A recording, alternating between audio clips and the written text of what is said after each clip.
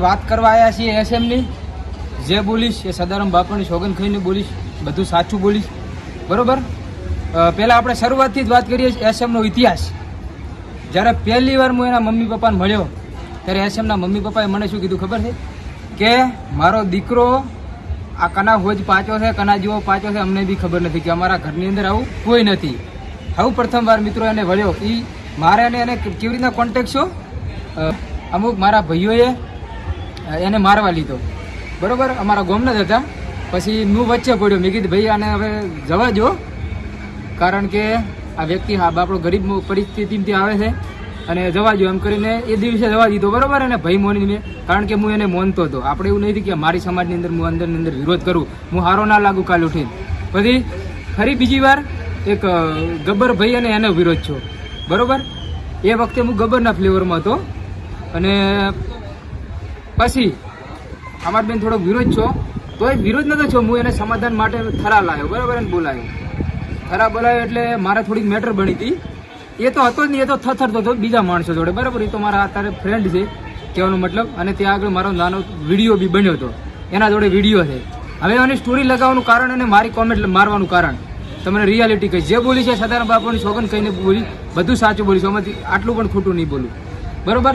એ માણસ જ્યારે મારી સ્ટોરી લગાવવાનું કારણ શું, કેનો એની રોસ્ટિંગ વિડીયો બનાવ્યો અને કે એના માટે વિડીયો બનાવ્યો અને મેં એના કોમેન્ટ મારી. કોઈ ખરાબ નથી મારી કે કોઈના મા બેન ઉપર નથી મારી. એને મેં કોમેન્ટ મારી એટલે એને શું કર્યું, ડાયરેક્ટ મને ફોન કર્યો, બરાબર. મેં કોમેન્ટ ચેવી મારી હતી પણ હળગ તો આવે, આગ ન આવે ને ઇન્સ્ટાગ્રામની અંદર. એ કોમેન્ટ મારી, મારામાં ફોન આવ્યો મને ડાયરેક્ટ માન મર્યાદા વગર ડાયરેક્ટ 2 ગાળીઓ બોલીને શું બોલ્યો મને કે પક્કા તારો પેલો થરાની અંદર જે વિડીયો ઉતર્યો હતો ને હું યુટ્યુબની અંદર ચડાવું છું. મેં કીધું ભાઈ ચડાવી નાખતી, બરોબર. પછી મેં એનામાં કોમેન્ટ મારી ઇન્સ્ટાગ્રામને એની એકાઉન્ટમાં કે ભાઈ તું મારો વિડીયો ચડાવવાનું કહેતો હતો, કેમ ના ચડાયો, એવી મેં કોમેન્ટ મારી, બરાબર. પછી મારી એની ખરાબ સ્ટોરી મેલી. મિત્રો એસએમ ઠાકોર, હું ઠાકોર નહીં કહું, બરોબર. કારણ કે ઠાકોર સમાજમાંથી આવતા લોકો ક્યારે ઠાકોરનો વિરોધ કરે જ નહીં. અને આ એસએમ ઠાકોર નથી કહેતો કે હું બેન દીકરીઓને સુધારવા નીકળ્યો છું. તો મિત્રો બેન દીકરીઓ સુધારવા નીકળ્યા હોય તો પેલા ઘરની બેન દીકરીનું ધ્યાન રાખવું પડે.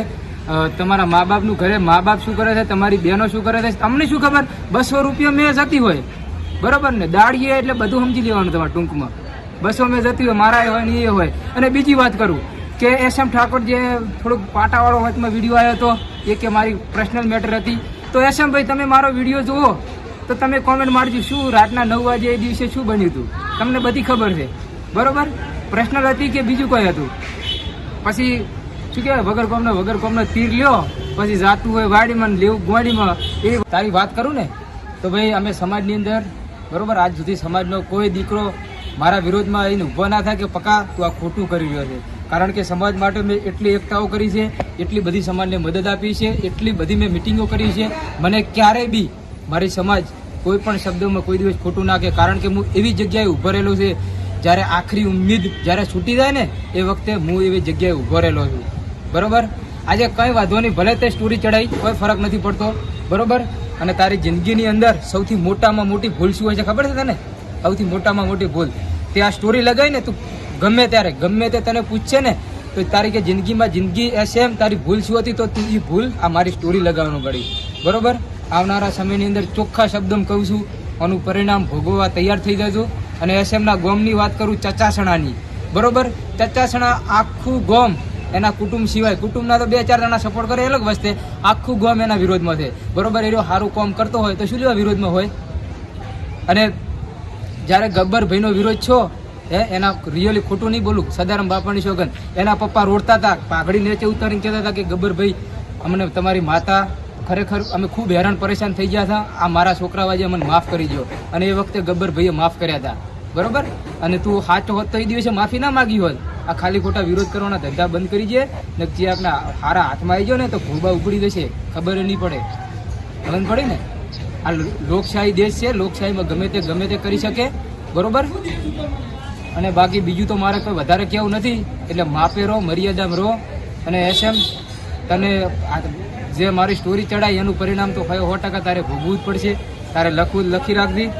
અને બાબુને હું કહેવા માગું, બાબુ તો આપણા જોડે સારામાં સારી વાત કરે, બાબુને આપણે કોઈ પ્રકારનો વિરોધ નથી, પણ બાબુ બી આપણા વિરોધમાં ઉતરશે તો તો હોય 100% આપણે વિરોધ કરીશું. બરોબર? એટલે ભાઈ મર્યાદામાં રહેવું, માપે રહેવું. બરાબર ને? એસએમને બીજું તો એટલું કહેવા માંગીશ કે ભાઈ મારું ભલે સ્ટોરી લગાવી પણ ઘરમાં હંતાઈ ના રહેતો હોય, બજારની બહાર નીકળતી, બજારની બહાર નીકળાય. બરાબર? બાકી વિડીયો બનાવીને હંતાઈ ના દેવાય. હું એ સોશિયલ મીડિયામાં બોલું કે ઓમ કરી લઉં, તેમ કરી લઉં, ઓમ તોડી લઉં, તોમ તોડી લઉં. રૂબરૂ મળ્યો ને તો બાલે તમારાથી નહીં તૂટતો હતો, પેન્ટ પકડવા નહીં રહેતા. આ રિયાલિટી છે. બરાબર ને? તો એસએમ તારે મારા જેટલા રોસ્ટ મારવા હોય એટલા મારી દેધી. બરોબર? આ બાપ કોઈનાથી બિયાતો નહીં અને ડરતો નહીં, હંમેશા એકલો જ ફરે છે. એ દિવસે થરા મેટર બની હતી, એ દાડે એકલો જ આવ્યો હતો અને આ વખતે પણ એકલો જ આવીશ. બરોબર? તારે લખવું તો લખી રાખજે.